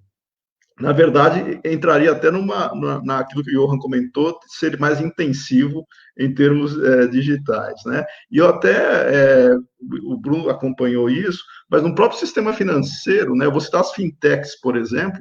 As fintechs, elas são um típico exemplo, né, de ocupação de espaços com custos menores, inclusive, dentro daquilo que tradicionalmente os modelos de grandes bancos não estavam atendendo, né? Então, eu passo para você fazer os comentários sobre isso que o Kiko e a Janaína disseram. Legal, Milani, obrigado. Agradeço os comentários de todos, eu acho que foram levantados pontos bem importantes. Sobre o comentário do Kiko, eu acho que isso daí acaba conversando muito com a ideia de incerteza que foi discutida aí pelo Pele, pelo Johan, comentário do Wagner, porque entra na questão de reagir rápido, ok, mas reagir rápido em qual direção? se a gente está num ambiente de grande incerteza, sabe? Eu até estava recuperando aqui uma informação que, dando o devido crédito, eu aprendi com a Adriana Bin, que é professora da FCA e divide disciplina comigo, de uma definição que se utiliza muito o pessoal que trabalha com prospecção tecnológica, que se origina, se populariza lá com o secretário de Estado dos Estados Unidos em 2002, o Donald Rumsfeld. Então, eu tive que colocar aqui, porque senão vocês vão entender por que eu me atrapalharia. Ele divide aí em diferentes tipos, né, de desconhecidos, que identificam os graus de incerteza. Então, você tem os baixíssimos graus de certeza, os conhecidos, as coisas que nós conhecemos e entendemos, né, conseguimos compreender, os conhecidos desconhecidos, que são as coisas que a gente sabe que existem, mas a gente não compreende ou não leva em conta no processo de decisão. Você tem os desconhecidos conhecidos, que são as coisas que a gente entende, mas que a gente não está prestando atenção, não está a par, não está consciente. E você tem os desconhecidos, que são as coisas que a gente nem sabe que podem influenciar o ambiente econômico, para pegar aqui o contexto que a gente está utilizando, e também a gente não tem nem capacidade cognitiva para colocar isso dentro do nosso radar. E esse nível, eu não sei em qual estágio exatamente a gente está, mas a gente está em algum nível de desconhecido, tá? E isso daí acaba tendo um impacto bastante grande na forma como a organização reage. Então, eu concordo que a reação rápida ela é importante, até eu mostrei os dados ali, o cash runway das empresas, boa parte é bem curto, então elas precisam, de fato, reagir rápido, caso de novos empreendimentos, mas reagir rápido não significa que estão reagindo certo, né? Só para puxar, bom, antes de comentar o ponto ali que a Janaína levantou, eu queria só fazer um breve comentário sobre o ponto do Senichiro, que eu achei bem interessante ali, sobre a questão do empreendimento em tempos de crise, né? Eu concordo plenamente, eu acho que é bem relevante isso, você acaba chegando numa situação de, pessoal aí na literatura macroeconomia chama de hoarding, né? Psicologia também, você tem esse processo de acumulação pela incerteza, né? Você não sabe sobre o futuro, você tende a reter ativos. O Japão, um país que vem enfrentando níveis altos de hoarding há décadas, já desde a crise na década de 80. Minha grande preocupação, no caso brasileiro, é que a gente teve períodos de estabilidade e isso não nos levou aí a crescimentos em termos de produtividade agregada. Isso daí toca tanto no âmbito microeconômico quanto macroeconômico. Tá? No Brasil, a gente tem um pensamento, não sei se é só no Brasil, mas no Brasil isso é um pensamento bem difundido, que a gente busca soluções de curto prazo para resolver problemas de longo prazo. Então, a questão de produtividade você não consegue resolver com política econômica de curto prazo. Você tem determinantes de longo prazo que a gente não lida com eles, desde a década de 50, que eu posso falar com certeza, que é para quando a gente tem dados interessantes aí do Conference Board para a evolução de produtividade. Enfim, sobre o comentário da Janaína, acredito que isso entre dentro da discussão de heterogeneidade setorial, tá? Você tem setores que você tem essa migração digital, mas isso não é possível para todos os setores. E isso também não é possível na mesma medida para todos os países no mundo. Então, dá um exemplo aqui, iniciativas do Google e do Facebook que ficaram famosas, foram popularizadas aí em 2, 3, 4 anos atrás, você levar aqueles balões que fazem transmissão de sinal Wi-Fi para regiões carentes. Por que eu estou comentando isso? Se você tem essa migração digital com a disparidade de acesso à infraestrutura digital, você tem a probabilidade de acentuar aí, desigualdade em âmbito internacional. Aí eu não estou falando só no Brasil, mas a gente teria certamente isso também em termos de geração de disparidade regional dentro do Brasil. Um outro ponto é que isso, se você tem esse movimento em grande escala, uma preocupação, e eu não tenho a resposta, mas é uma coisa que me surge aqui como um ponto para se explorar, é o impacto disso na indústria de construção civil e aluguéis, etc., porque você acaba tendo uma queda de demanda acentuada sobre disponibilidade de espaço, porque as pessoas começam a trabalhar de casa, como ela comentou, você não tem o uso intensivo de fábrica, de escritório, enfim, etc., qualquer coisa que você puder deslocar para a atividade digital, e a gente sabe que o setor aí de construção civil, o setor imobiliário, é um setor bastante importante aí dentro da estrutura econômica. Então, é só para colocar aqui que às vezes a coisa é o cobertor curto, às vezes parece que é uma solução, mas você acaba tendo mais adiante ali impactos negativos, e é sempre muito difícil de você conseguir contabilizar isso, como o Johan colocou lá na discussão dele sobre os trabalhos. O Robert Barro, eu li bastante no doutorado, vou ser sincero que faz bastante tempo que eu não leio, eu li bastante o Sally Martin, que foi pupilo dele também, né? Mas o sistema econômico ele é muito complexo, então você ter esse deslocamento de uma atividade, você pode ali na frente acabar tendo efeitos não esperados, muitas vezes indesejáveis. Ok, obrigado, Bruno. O nosso tempo, de fato, ele corre rápido, né? Então, acho que até teria outros tópicos para a gente desenvolver, mas eu só vou rapidamente, né? Antes, tem um comentário que eu acho que o Márcio também consegue fazer rapidamente, né? Tecer alguns. Foi o Marco Aurélio que fez, vou colocar aqui na tela, tá, Márcio? Aí você também comenta.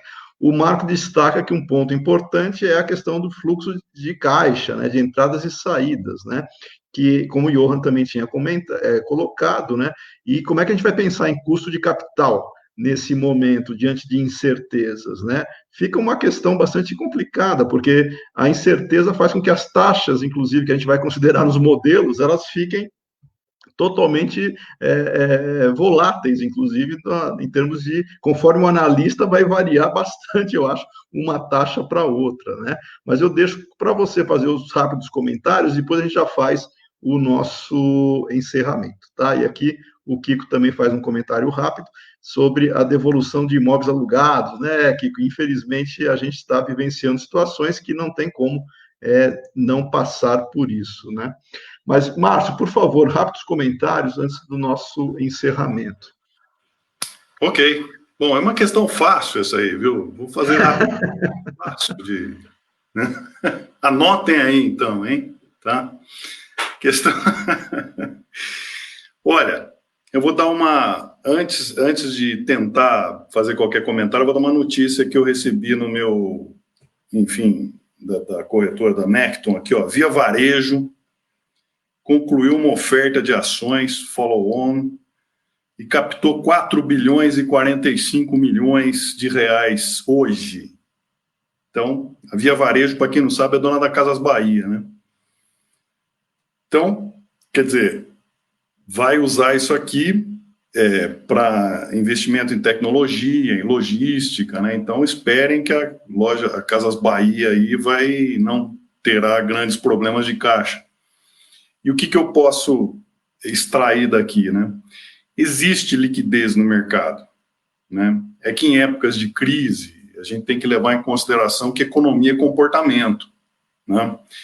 E nós estamos numa crise, ou seja, o comportamento da crise é um comportamento defensivo, é o comportamento da incerteza, quer dizer, se você não sabe, você não vai, se você não consegue ver, então você não avança, né? E obviamente que alguns setores mais fragilizados, por exemplo, foi citado pelo Bruno aí, construção civil, aqui no Brasil, que já vinha de um período aí não muito bom, vamos dizer assim, a partir de 2015, 16, 17, foram anos ruins para o mercado imobiliário, então você pode esperar alguns problemas, porque...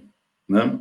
Agora, existem fatores, o Bruno também citou a questão pública, eu acho que a grande mudança, a grande variável que nós vamos perceber, a mudança na variável, são as políticas públicas, né? Que vão ter que estar voltadas, a gente já percebe um movimento mundial, né? Em termos de de socorro às economias. Tem visto aí os Estados Unidos anunciando grandes volumes, né? E algumas cláusulas pétreas do liberalismo estão sendo questionadas. Por exemplo, emissão de moeda, já estão falando em emitir moeda, não somente vender títulos e tudo mais.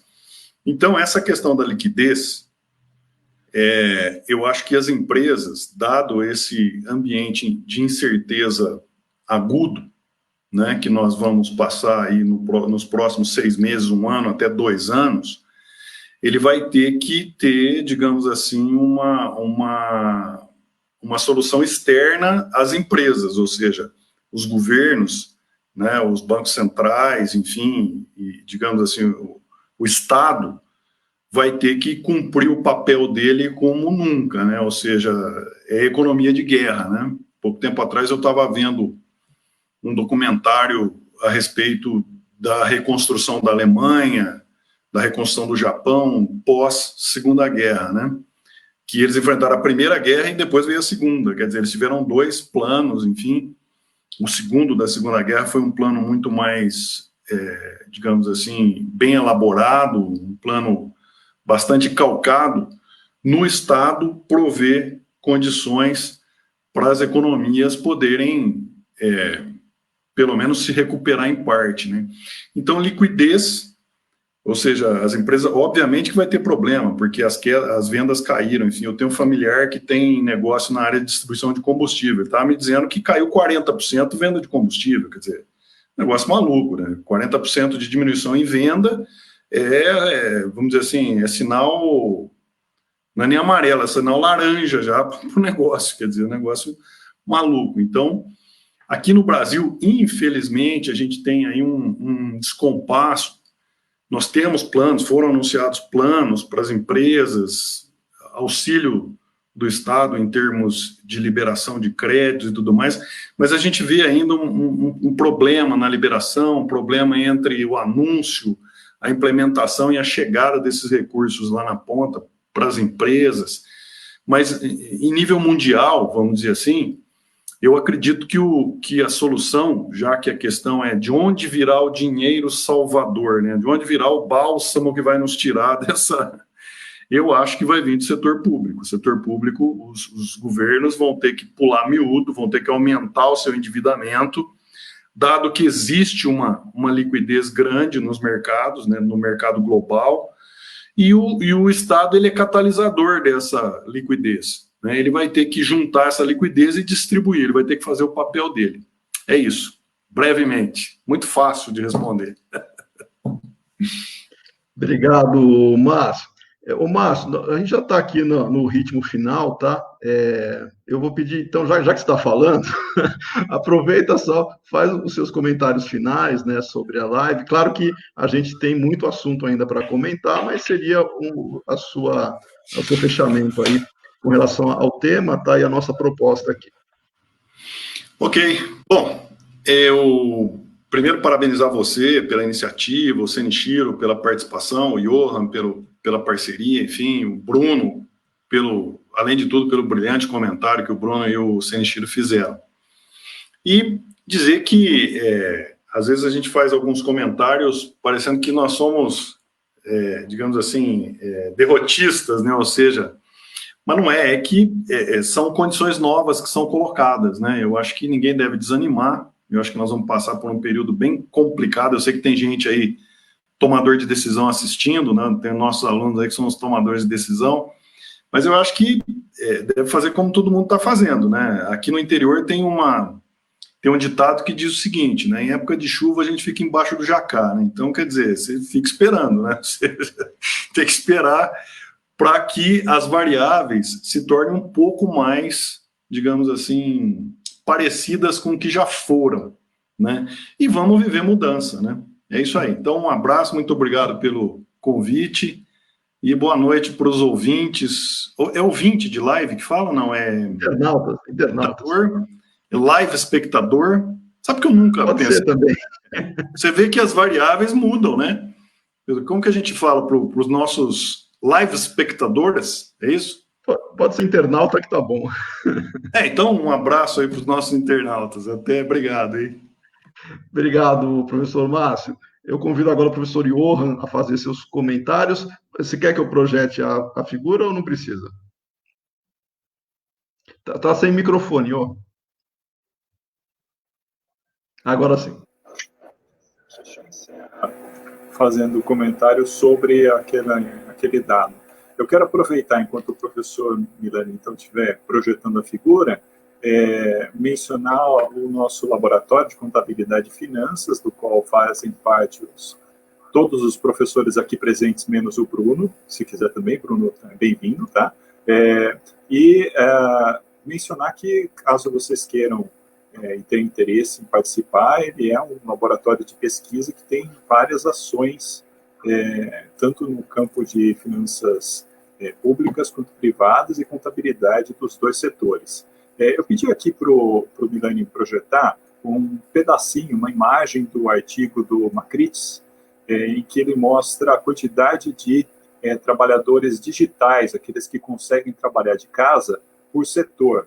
Eu acho que isso dá uma boa medida para quem está curioso para saber quais são os setores que vão ter maior volatilidade do seu ciclo de vida e, portanto, estão mais sujeitos a ganhar turbulência, vão ser aqueles que não conseguem manter suas atividades remotamente. E isso dá para perceber nitidamente. Alguns dos setores ali têm números abismais de trabalhadores que são digitais, quer dizer, um percentual baixíssimo pode ser feito remotamente dessas atividades econômicas, enquanto que outros conseguem ter quase que sua totalidade. Essas empresas talvez não tenham tanta volatilidade em seus ciclos.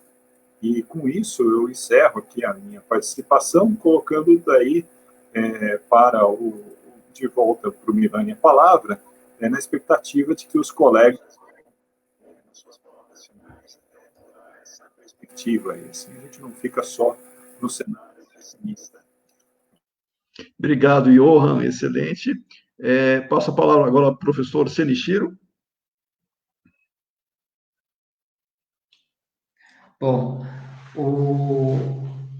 sobre o tema de hoje mesmo, que é ciclo de vida nos tempos de pandemia que está fazendo o que está fazendo conosco, com todo mundo, que está mudando a forma de viver, né? A forma de vida, a gente está confinado, tanto que a gente está fazendo live aqui desse jeito, né?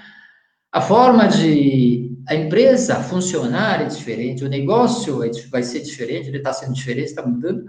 Então, mudança de paradigma do mundo, isso que está sendo, né? Então, é um momento, instante em que vai ter uma ruptura ou para cima ou para baixo. Muita gente está aproveitando essa oportunidade, muita gente, pouca gente, não sei exatamente quantos são, mas está conseguindo. Algumas pessoas sim, a grande maioria talvez não, ou talvez seja mais ou menos, né? E muita gente está sofrendo, né? Então, essa mudança, a gente não consegue, algumas pessoas sim, tem gente, diz que 10 anos atrás previa o que ia acontecer hoje. Tem gente, bom, não sei se chutou, imaginou, né? Mas tinha estudo falando que ia acontecer. Então, tinha gente que previa, eu não sei prever o que vai acontecer amanhã, eu não tenho essa capacidade. Então, eu, sinceramente, eu tenho muita incerteza, mas eu acho que provavelmente a grande maioria está nessa situação. Então, a gente tem que estar preparado para enfrentar as mudanças e tomar as providências. Agora, no primeiro momento, esperando o que vai acontecer, ver o que vai acontecer, tentar fazer o melhor possível, né? Isso que está sendo, e uma grande oportunidade para fazer as pesquisas acadêmicas. Quem pode, quem tem essa profissão, né? É uma oportunidade muito interessante, estamos fazendo isso, vamos aprender bastante e vamos melhorar o mundo. De alguma forma, vamos melhorar o mundo. Obrigado pela oportunidade de participar desse live. Quem gostou, parabéns, né? Quem gostou, participou, parabéns. E vamos para a próxima oportunidade. Obrigado, professor Stanichiro, pela participação. E professor Bruno, por favor. Obrigado, eu vou ser bem breve, tá? Queria agradecer primeiramente, acho que foi muito legal a experiência, a primeira live que eu participo, e aí com time de peso. Eu sou o único forasteiro aqui que não sou do laboratório. Anotei o convite aqui, Johan, como meu filho vai nascer agora semana que vem, eu vou postergar um pouco aí a carga de trabalho, mas queria deixar o comentário aqui sobre esse número especial que vai sair em 2021. Quando a gente tiver tudo organizado, eu vou compartilhar aí com os colegas, então isso acaba saindo na própria página do programa de pós-graduação, que vai ser um número especial voltado justamente para entender essa dinâmica, ecossistemas, cadeias globais de valor e Covid-19. Eu acho que é um ponto que ficou claro na live, eu fico feliz, né? Muitas vezes a gente entra num espaço de discussão e tem muita resposta para coisas que a gente ainda não tenha realmente uma noção exata do que está acontecendo. Então, eu senti aí nos colegas justamente essa preocupação de tentar entender as coisas. Concordo com o Belli, eu acho que a gente vai precisar esperar algum tipo de normalização no sentido da gente saber qual que é o novo ritmo das coisas, enfim, para a gente conseguir efetivamente traçar aí um horizonte mais claro, mas já fica o convite aí para os colegas e para o pessoal aí os internautas. Eu notei aqui que o Milani, eu não escuto o internauta desde 1999, mas fica o convite para os internautas aí para participar do número especial. Eu passo as informações, obviamente, mas o pessoal já pode ir se preparando aí com antecedência. Prazer aí compartilhar o tempo com vocês. Legal, obrigado, professor Bruno. Quero também agradecer aqui a todos que participaram, direto ou indiretamente, o pessoal que fez perguntas. Eu vi aqui vários colegas, alunos nossos também estão participando, né? Não sei se eu citei todos, mas me perdoem se não citei, mas dentro do possível, o André, o Wagner já citei, a Carolina Gazeta, muito bem. Deixa eu ver quem eu não tinha citado aqui. O Décio já tinha citado, a Janaína, o Kiko, o Wagner já foi, o Marco foi no final agora, a Nana, enfim, o Gustavo. Acho que dentro do possível a gente foi trazendo as questões, e em nome do programa de pós-graduação em administração, né, nos cursos de mestrado e doutorado em administração, fica aí o convite também para que nós tenhamos debates e temas, né, que possam até ser sugeridos por todos, que nós possamos fazer outras lives, que seja, ou outras oportunidades de reunião para discussão, porque são temas não só esses emergentes, né, mas também alguns já mais tradicionais que poderiam consumir aí bastante discussão. Eu acho que o papel nosso é esse mesmo, tá? É fomentar a reflexão, fomentar debate. Então, em nome do programa, eu quero agradecer a todos pela participação, os professores convidados, tá? Pela ótimos comentários, e fica aqui a deixa, né, para que acompanhe as nossas páginas, né, tanto do PPGA quanto do LabFIC, para outras oportunidades como essa.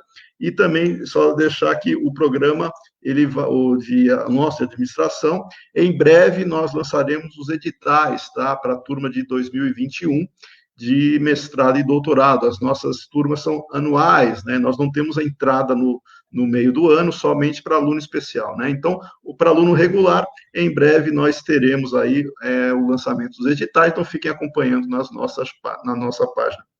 Um grande abraço para vocês, boa noite a todos. Agradeço também à FCA, né, pela divulgação, por todo o apoio e amparo aí que tem sido feito, e que possamos nos encontrar em próxima oportunidade. Até mais. Até mais, boa noite. Um abraço. Até mais, gente. Boa noite. Olha, espera aí, eu estou...